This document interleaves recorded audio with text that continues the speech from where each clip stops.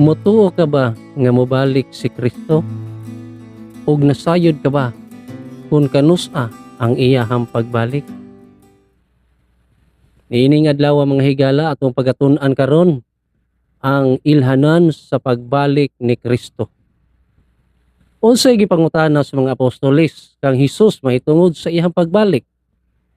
Ang Mateo 24:3 nagsulti mga higala, og sa naglingkod siya sa bungtod sa mga olibo, giduol siya sa iyang mga tinun-an nga sila ra nga nag-ingon, tug-ani kami kanus-a kini mahitabo og asa man ang ilhanan sa imong pag-anhi og sa pagkatapos sa kapanahonan. Sa dinhi pa si Kristo sa kalibutan mga higala, ang mga apostoles nangutana ng daan kung kanusa matapos ang kapanahonan o kanusa ang iyahang pagbalik. At naay mga tulo ka pangutana diha gikan sa mga tekstos Mateo 24:3 nag-ingon nga, kanusa mahitabo kining mga butanga? Unsay ilhanan sa iyang pagbalik? Unsay ilhanan sa katapusan sa kalibutan? Unsay giingon ni Hesus sa pagtubag ni ining nga pangutana? Mateo 24:4 nag-ingon si Hesus, mitubag siya ngadto sa iyang mga apostoles, pagbantay kamo nga walay makapahisalaag kaninyo, kay daghan ang muanhi sa ako ngalan nga magaingon, ako mao si Kristo, ug magapahisalaag sa kadaghanan. Bisan sa atong palibot karon, bisan sa ato ang social media, duna nay mga tao nga nag-angkon nga sila ang pinadala sa Dios, sila ang puli sa Dios, apan ang balaang kasulatan nagasulti ug nagapahimangno nga magbantay kamo nga walay tao nga magpahisalaag kaninyo. Higala nga nga gisulti ni Kristo tungod kay gihatagan na kita niya og pahimangno, gihatagan na kita sa kamatuoran, apan bantayan nato kung adunay mga tao nga mosulod sa atong mga hunahuna og magdala sa pagpahisalaag. Nagaingon dire, asa makita ang mga ilhanan sa iyang pagbalik? Daghang mga tao karon naghandom, daghang mga tao karon nagcompute, daghang mga tao karon naga hunahuna og nagtagna nga ang pagbalik ni Kristo hapit na moabot. Ang uban nagsulti nga aduna na moabot si Kristo sa 2030, ang uban sa 2032. Daghan nga mga compute mga higala, apan kini mao ang atong bantayan diha sa pahimangno sa Dios sa balaang kasulatan. Akong balikon ang pangutana nag-ingon, asa makita ang mga ilhanan sa iyang pagbalik? Kung makita na nato kini nga mga ilhanan mga higala, haduol na ang iyahang pagbalik. Tanawa sa Lucas 21:25-26, kung aduna mo'y balaang kasulatan diha nga nagsunod ni ining ato nga mensahe, bukhara ka na og tan-awa. Sa bersikulo 25 diha sa Lucas 21 nag-ingon, ug adunay unyay mga ilhanan diha sa adlaw ug sa bulan ug sa kabituonan. Sa dili pa mobalik si Kristo, magpadayag una diha sa kinayahan ang mga ilhanan diha sa adlaw ug sa bulan ug diha sa mga kabituonan. Ug nagpadayon sa unahan nagaingon, ug diha sa yuta adunay kagul-anan sa kanasuran. Muni atong tad-awon og bantayan. Nakita na ba nato mga higala ang mga kagul-anon sa kanasuran sa ato nga panahon karon? Kung ato kining nasaksihan og napaminawon sa mga balita, kining tanan nagpadayag sa duol nga pagbalik ni Kristo. Unsa ang pagpadayon ni ini? Kagul-anan sa mga kanasuran nga nagkalibog tungod sa dinaguok sa dagat ug sa mga balod. Dinaguok sa dagat ug mga balod. Ang mga tawo manguyapan tungod sa kahadlok ug sa pag-abot sa mga butang nga iga kaabot sa kalibutan, kay ang mga gahom sa kalingitan mga tayog. ang uban pa nga mga timailhan mga higala dinaguok sa dagat. Dagko nga mga balod, posible kining dagko mga balod mga higala gihulagway kini og mga tsunami. Kung imong makita didto sa mga balita diha labi na sa YouTube channel, daghan kaayo diha nga mga video o mga hulagway nga nagpakita didto sa Japan mga higala nga ang dagat mitubo og miadto sa ilang syudad og nangaanod og nangadaot ang ilaha nga mga kabtangan. Usa kini nga mga ilhanan sa pagbalik ni Kristo. Kung makita kini sa atong palibot, nagpakita og nagpadayag nga ang Dios hapit na gyud mo balik. Tanawa diha sa mga balita kaniadto nga mga karaan. Ni adtong Mayo 19, 1780, ni adtong adlaw ang kadaghanan sa New England, USA nakasinati og talagsaong kangit-ngit bisan adlaw pa. Tanawa, ang Lucas nagsulti mga higala, ang balaang kasulatan nga nagsulti nga ang adlaw makita ang ilhanan sa iyang pagbalik diha sa adlaw. Unsa ang adlaw mga kaigsunan? Ni adtong May 19, 1780, bisan adlawan pa, naa pa ang adlaw, pero mikalit kini sa kangit-ngit. Ang mga langgam, ang mga kahayupan nag-inga og ang mga manok hingtugdong mga kahigalaan sa mga kakahuyan, sa mga kahoy.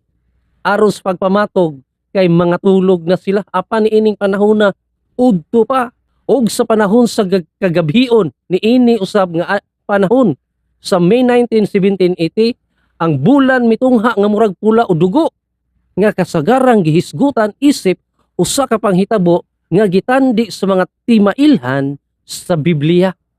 Wa gyud na sayop mga higala ang balaang kasulatan nagtagna og ang uban nagakatuman nga nagpakita nga ang Dios sa duol na ang iyang pagbalik kay ang timailhan makita sa adlaw, makita diha sa bulan og uban pa sa mga kabatuonan. Tanawa ang Joel 2:31 mga kaigsunan, tagna kini. Nag-ingon diha, mungit-ngit ang adlaw sa paghukom og mupula ang bulan nga daw sa dugo. Sumala igsuon sa mao nga pakisayod o impormasyon ang Joel 2:31 hingtukma diha sa May 19, 1780 nga ang adlaw igsuon mingit-ngit ug ang bulan mipula pagkagabi. Mingit-ngit ang adlaw sa paghukom ug mupula ang bulan sa dugo. Kini mahitabo sa dili pa mo abot ang makalilisang gayud nga adlaw sa paghukom sa Ginoo. Sa dili pa ang iyahang pag-abot mga higala, aduna nay mga tilimad-on nga makililisang nga makita diha sa atong kinaiyahan. Tanawa ni adtong November 13, 1833, dakong pagpangatagak sa mga bituon gitawag kini og Leonid Meteor Storm. Milungtad upat ngadto sa 6 ka oras. Nahitabo kini mga kaigsunan sa dako nga kagabion nga ang pagpangatagak sa mga bituon nakita diha sa Estados Unidos mga higala. Unya nagasulti dito kagul-anan sa kanasuran. Ang kalibutan nagsaysay mga kaigsunan sa unang gubat. Nagaingon din sa atong impormasyon, ang World War I nagsugod tungod sa kombinasyon sa dugay ng tensyon sa Europe ug usa ka panghitabo nga mahimong mitsa sa gubat.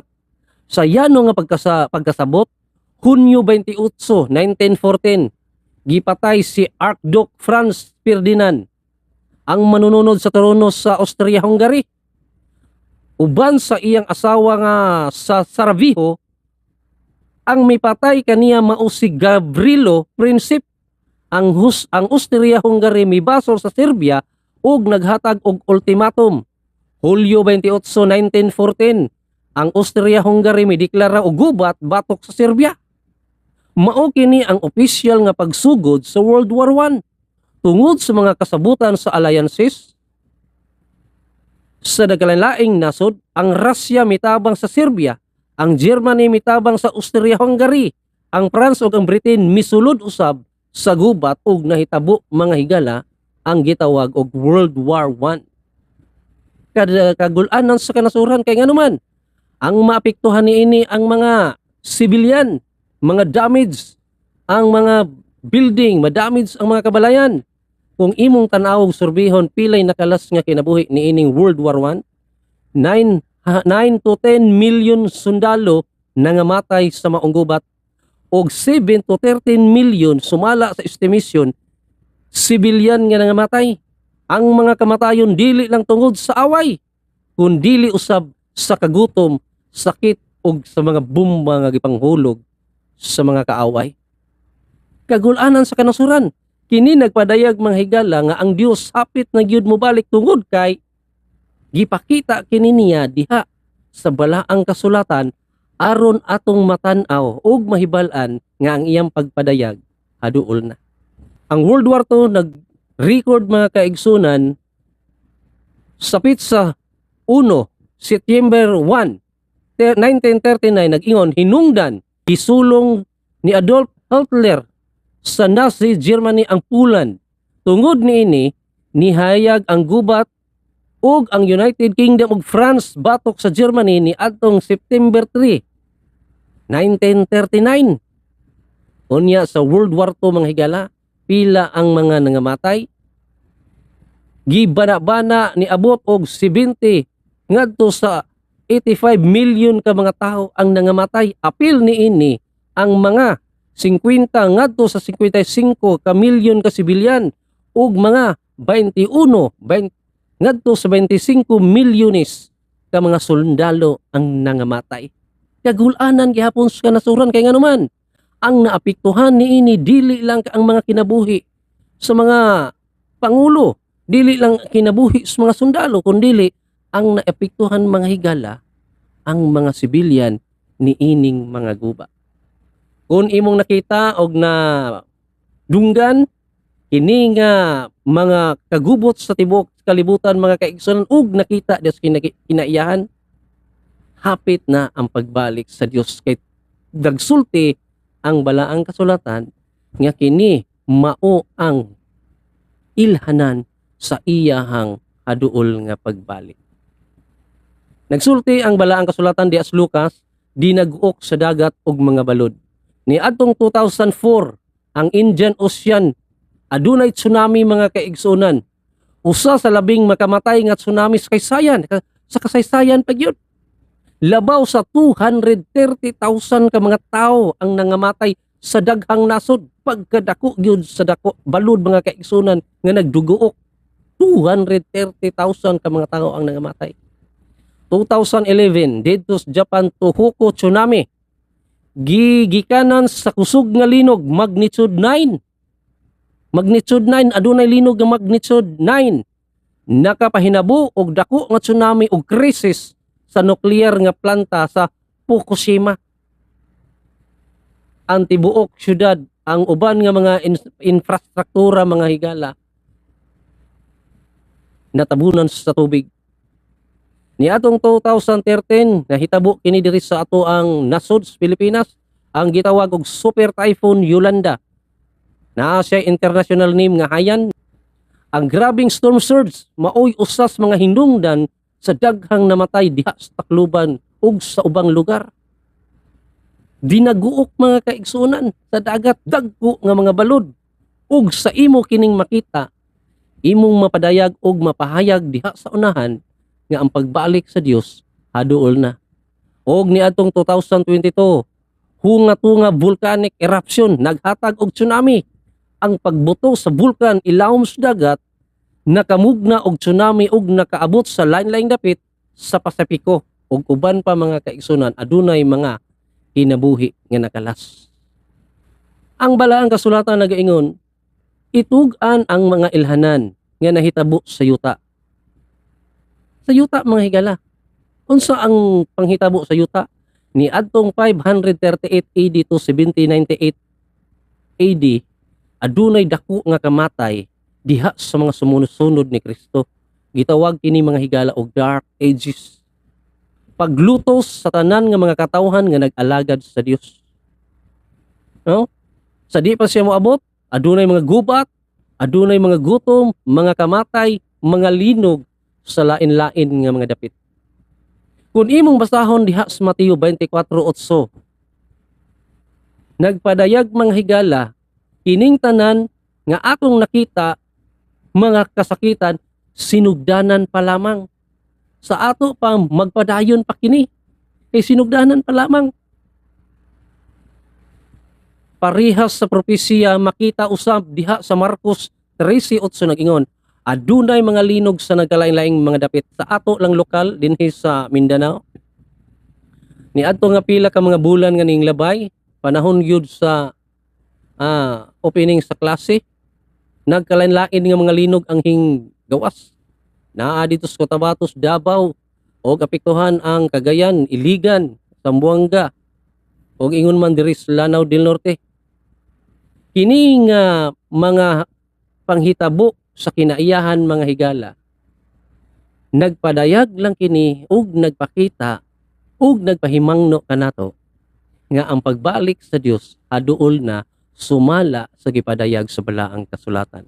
Kung imong basahon diya sa Lucas 21:11 nag-ingon, adunay dagkong mga linog ug sa naglaing mga dapit adunay gutom ug mga kamatay. Kay nganuman, kung dunay mga trahedya nga sama niini, bisan pa og mga baha, flash flood, ug uban pa mga bagyo nga maapektuhan nga mga lugar, aduna gyoy kagutom. Kay nganuman, walay makaon tungod kay naapektuhan ang tanan. Kung maghisgot ta og mga linog, nagpakita ang dagko nga mga record igsuon o mga higala nga na-record diha sa Time Magazine kaniadto. Kung imong tan-awon diha sa Enero 30, 1915, usa ka dakong linog didto sa Italy, nakapatay og mga tawo 29,970. Sa Mayo 31, 1935 sa India, adunay dako kayong linog ug mipatay og mga kinabuhi 30,000. Og niadtong Enero 24, 1939 didto sa Chile, usab sa maong linog nga nahitabo, adunay 30,000 ang nangamatay. Og mausab sa niadtong Mayo 31, 1970 sa Peru, 66 o 66,764 ang namatay ni ana lang usa ka pag-uyog sa linog. Og December 26, 1932 sa China, 70 ka mga kinabuhi ang nakalas. December 28, 1908 sa Italy mga higala, 75 ka tawo ang 75,000 ka mga tao ang patay sa usa lang ka pagtayog sa linog. September 11, 1923, Japan, 43,000 ang nangamatay. Sa May 22, 1927 sa China, 200,000 ang namatay. Og sa Hulyo 28, 1976 ang nahitabo sa China, nikabat ang nangamatay og 242,000. Kini mga kaigsunan nagpadayag lang ang panagna sa balaang kasulatan o ang pagsulti sa Dios diha sa iyahang pulong nga ang iyahang ilhanan igsuon o ang iyahang pagbalik haduol na tungod kay nakita nato kini nga mga sinyalis sa atong palibot. Unsang pasidaan ang gihatag kanato sa makita na nato kining mga ilhanan? Unsang pasidaan ang gihatag kanato sa makita na nato kini nga mga ilhanan nga nagakatuman? Lucas 21 versikulo 28 ngadto 30. Nagingon diha sa 28.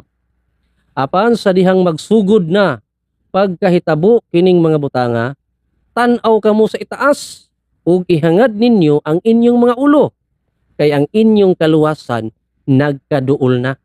Kung makita na day nato ning mga kagubot nga gisaysay nato diha sa balaang kasulatan, atong iyahat ug ihangad ang atong mga ulo ngadto sa itaas, kay ang atong kaluwasan higala aduol na. Tanaw sa 29. O gisuginlan nila si Jesus niining sambingaya, tan-awan ninyo ang kahoy nga igos ug ang uban pang mga kahoy. 30. Kung makita ninyo nga nanalingsing na sila, mahibaloan ninyo nga hapit na ang ting-init. But ipasabot ngini sambingay, nagpakita og kumpara kung makita na nato ang kagubot, kaguliyang og mga trahedya mga kaigsunan sa atong palibot, ang Diyos hapit na yun mo balik. Ang Lucas 21:34-36 nag-ingon, apan mag-amping kamo sa inyong kaugalingon.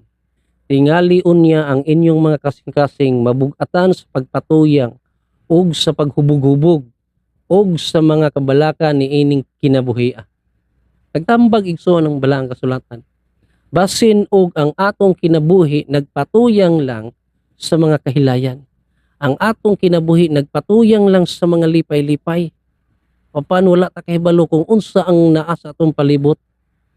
O ganang adlaw mo abot ka ninyo sa kalit ingon sa usa ka litag. Kay moabot kini sa tanang nagpuyo ibabaw sa tibuok naong sa yuta. Di ta makalikay mga higala. Niining kagubot ug nining kaguliyang sa atong palibot karon, mga bagyo, mga linog ug uban pang mga trahedya. Nag-ingon ang 36 nagtambag, busa pagtukaw kamo sa tanang panahon. Be vigilant, buot ipasabot mga higala sa pagtukaw, mag-igmat, mag-ampo, pag-ampo kamo aron makabaton kamo kalig-on sa pag-ikyas gikan niining tanang mga butang nga mahitabo ug sa pagtindog atubangan sa anak sa tao. Nindot kayo ang tambag mga kaigsunan sa Lucas 21. Kay ngano man nag-ingon diha nga magtukaw kita. Dili ipalabi ang atong kaugalingon mga kaigsulan sa paghigugma sa mga butang nining kalibutana. Nakita na nato ang mga butang sa atong palibot ug nagakahitabo na ug nagakatuman. Ang atong buhaton mao ang pagtukaw, mao ang pag-ampo nga kita adunay kalig-on nga dili ta mabalaka niining kinabuhi. Dili ta mabalaka sa atong kinabuhi ug mawala. Makabaton kita mga higala ug kaluwasan inigbalik sa Dios. Mag-andam sa pagsugat ng Kristo pinaagi sa matidud-anong pagtuo ug pagkamasinugtanon. Ang gikinahanglan mga higala, ang pagtuman ra gyud sa kabubuton sa Dios. Ang pagtuman sa iyahang mga kasuguan. Ang pagbarog diha sa mga pagsulay sa atong kinabuhi. Ang mga ilhanan dili aron kita mahadlok. Ang mga ilhanan gipakita og gisaysay sa Dios diha sa balang kasulatan, wala na gipakita aron ta mahadlok kundi aron pahimangnuan kita nga maghinulsol sa atong mga sala, magbantay, magampo ug magandam sa pagbalik ni Ginoong Hesus. Ang 2 Timoteo 3:1 ngadto sa 5. Aduna usay ti mailhan mga higala sa kinaiyas mga tao sa atong palibot. Usab kini nga ilhanan kung makita nato kini, usab kini ka mga butang nga nagpadayag nga ang Dios mga kaigsuonan duol na ang iyang pagbalik. Tanawa diha. 2 Timoteo 3:1 ngadto sa 5. Uno nag-ingon, apan hibaloi kini nga sa kalahi ang mga adlaw moabot ang panahon nga malisod. Karon ang kalahi ang mga adlaw, karon ang katapusang mga adlaw. Kay ang mga tao mahimong mahigugmaon sa ilang kaugalingon. Di kita nimo? Dili lang kay dihas kinayahan og mga trahedya mga kaigsunan ang ilhanan sa pagbalik ni Kristo, kundi diha sa mga kaugalingon sa mga tao. Mahigugmaon sila sa ilang kaugalingon. Mahigugmaon sa kwarta o sa lapi. Tanawa ang nahitabo sa atong palibot o sa ato ang nasod mga higala. Ang mga politikanhon o mga politiko, nakita nato nga dagko kay mga isyo. Dunay nagtabon, dunay nadayag, apan gitabunan ang mao nga isyo sa panalapi. Nganong nahitabo kini mga higala? Tungod kay ang tawo mahigugmaon sa unsa? Kwarta. Kanading mga scammer, kanading mga mangingilad igsuon, nganong nagbuhat man na sa ingon ni ana? Kay mahigugmaon sila sa salapi. Ano mga tulisan? Nganong dili man magtinarong og pagpagkita og mga kwarta? Aron lang makakaplag dunay mga panginabuhi. Tungod kay mahigugmaon sa salapi, gihimo ang tanang pamaagi aron lang makabaton og kwarta. Ulahi ang mga adlaw nagaingon diri ang tanang tao garbuso, mapahitason, mapagarbuhon, mapasipalahon.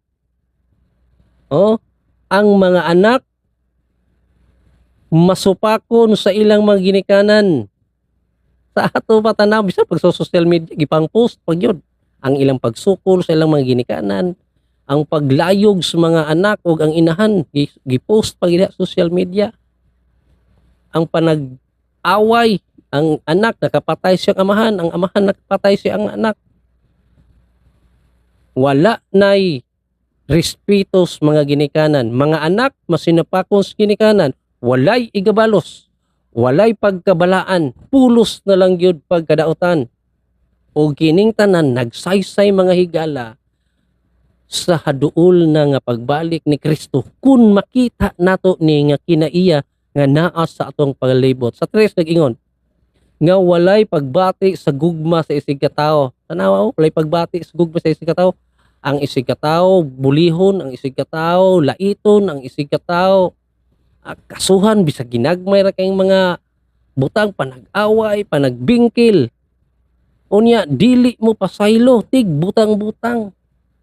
Walay pagpugong sa kaugalingon, mabangis. Mga kaaway sa mga maayo. Tanawa mga higala, mga bag-o kay nga mga isyu karon dunay mga tao nga bisan sa ato mga sa politika nga dunay mga politiko nga dili na gyud mahigugmaon sa maayo kundi ang ilang gitan-aw, ang ilahang kaugalingon. Bahala unsay mahitabo diya sa mga katawhan, bahala unsay mahitabo ni anang mga lugaraha, mo bahaan pa na sila, matumpag pa ng ilahang mga daik diha nga nag-alis suba aron nilang maapektuhan ang komunidad. Bahala na sila. Basta kay sa akong kaugalingon, makabaton ako sa pagpagarbo ug pagbaton og daghan nga mga salapi. Oh, ang mga tao sa kaluhi ang mga adlaw walay pagpugong sa kaugalingon, mabangis, mga kaaway sa maayo, mga mabudhion, mga mapugsanon, mga gipagburot sa garbo, mahigugmaon sa kalipay. Mga tao karon sa atong palibot wa na gyud. Maminaw dili na maminaw ni ining wali. Naay ubang gipang post diha nga mga naas Biblia, ang views in town tama ra gyud sa 100, 1,000. Pero mga entertainment nga gipasundayag diha mga higala, mga konserto, mga sayaw, nagtipon og ang mga tao inay sa pagsimba. Kung imong ikumpara bitaw ang kalipayan og ang pagsimba, mas daghan pa ang naas kalipayan kaysa pagsimba. Kung ikumpara bitaw nimo ang pagsimba sa mga tao nga hingsulod diha sa Bulangan, mas daghan pa ang mga tao og nindot nga mga sakyanan nga nagparking naas Bulangan. Pero diha sa simbahan, ang maglinya diha mga higala, mga sikad ra gyud. Ngano man niining kaulahian nga mga adlaw, ang tao mahigugmaon sa kalipay, labaw sa ilang paghigugma sa Dios. Pero makita diha nimo higala, ang tao do na biya koy kinaiya nga kung magkalisod na mudangop sa Dios pero og maayo pa ang panglawas, maayo pa ang pamati sa kagalingon, adto gyud sa kalipayan. Bisyo gyud og maayo. Pero og panahon nga maapektuhan na ang panglawas, diha pa hinuon mudangop sa Dios. Pero kung makita nimo ni nga kinaiyos mga katawhan nga naa sa atong palibot karon, ayaw pagduha-duhas pagtuo mga higala, nga kini dunay kalibutan sa sa haduol nga pagbalik sa Dios. Diha sa 5 na ingon, adunay dagway sa pagkadios nun. Ang mga tao karon nagpakaroing nun, no? Dagway sa pagkadios nun, pero dili tinuod nga Kristohanon o dili tinuod nga Dios nun. Apan gipanghimakak ang gahom niini ug likayi usab nimo sila. Kung dunay mga tao nga imong nakita nga nagpakaaroing nun, nagpakadios nun, nagpakakristohanon, apan wala makita diha sa ilahang mga kinaiya, nag-ingon ang balaang kasulatan, likayi sila. Kay basin og mapahisalaag ka sa ilang mga binuhatan mga higala. Ang Tambag sa 1 Tesalonica 5:17 nag-ingon diha, sa atong panahon karon, sa atong pagbarog ni ining katapusan nga panahon, taliwala sa mga trahedya, mga pagsulay ug mga problema ug sa mga kinaiya nga nagalanlain sa mga tao, nag-ingon ang tambag igsuon diha sa 1 Tesalonica 5:17 nag-ingon, manag-ampo kamo sa walay undang, mag-ampo kamo sa walay hunong, buot ipasabot nga kita mga muyo kanunay diha sa Ginoo. Kay diha sa pag-ampo ngadto sa Ginoo, aduna tay komunikasyon ngadto kaniya. Adunay kaligunan ang atong kaugalingon tali sa tao ug tali sa atong kaugalingon ug ngadto sa Dios. Ang tambag sa katapusan ni ini nga mensahe nagaingon, magbantay kamo ug mag-ampo kanunay. Higala ni ini nga mensahe nga gipadayag sa Dios niining adlaw, manghinaot ako nga aduna kamoy masabtan. Adunay kalig-on sa inyong kasing-kasing, adunay kalig-on sa inyong unahuna ni taliwala ni ining atong panahon karon nga malisod. Ang Dios magapanalangin kanato ug mag-ampo kita. Dios nga labing gamanan tagya sa among kinabuhi, ning taknao Dios among gipasalamatan kini nga mensahe nga imong gihatag kanamo nga diin nakahimo sa paglig-on diha kanimo, nakapalig-on usab sa among relasyon diha kanimo ug nakahatag kanamo og kadasig nga kami magbarog sa katapusan ug maghatag sa among kaugalingon diha kanimo ug hinang-hinaot kami Dios nga ikaw usab magatabang kanamo taliwala niining mga pagsulay. Ug naas among palibot nga mga dautan nga mga pagsulay ug mga tao. Hinaot o Dios nga ikaw maghatag kanamo nga magbarog kami nga masinugtanon diha kanimo. Sa ngalan ni Jesus. Mga higala, kung wala pa kamo makasubscribe sa ato ang YouTube channel, ako mong gihangyo sa pag-subscribe, pag-like o pag-share o pag-comment diha sa ubos kung unsay gusto ninyo nga atong ihatag nga mensahe sa sunod nga higayon. Daghang salamat pagpaminaw. Bye-bye. Follow, like, share, subscribe.